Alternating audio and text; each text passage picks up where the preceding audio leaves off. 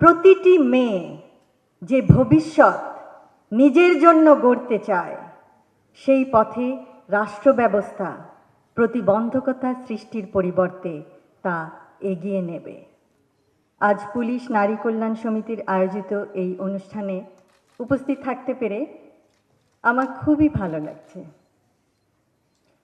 অভিনন্দন জানাই সকল সদস্যকে তাদের নিরলস প্রচেষ্টায় সমাজের বিভিন্ন পর্যায়ে অবদান রাখার জন্য।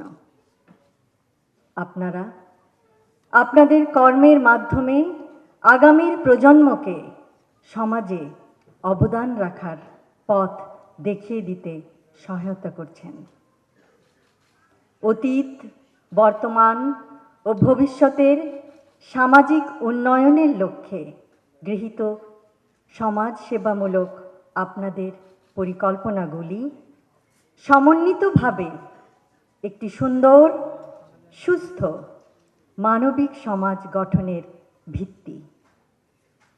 আমরা সকলে যদি নিজ নিজ ক্ষেত্রে কাঙ্ক্ষিত সমাজ গঠনে অবদান রাখি, তাহলে নিশ্চয়ই সেটি বাস্তবায়ন করা সম্ভব ইনশাআল্লাহ।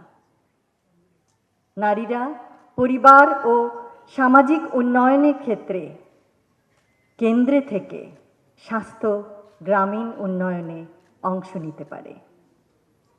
কন্যা শিশুদের নিরাপত্তা ও সুন্দর মানবিক বিকাশ নিশ্চিত করার মাধ্যমে প্রতিটি মেয়ে যে ভবিষ্যৎ নিজের জন্য গড়তে চায়, সেই পথে রাষ্ট্র ব্যবস্থা প্রতিবন্ধকতা সৃষ্টির পরিবর্তে তা এগিয়ে নেবে।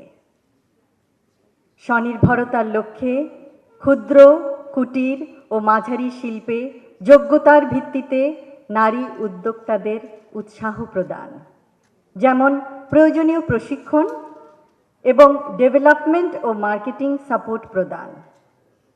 ফলে পারিবারিক সচ্ছলতা বৃদ্ধি ও সন্তানদের শিক্ষা এবং দারিদ্র্য বিমোচনের লক্ষ্যমাত্রা অর্জনের পথ সুগম করা সম্ভব হবে।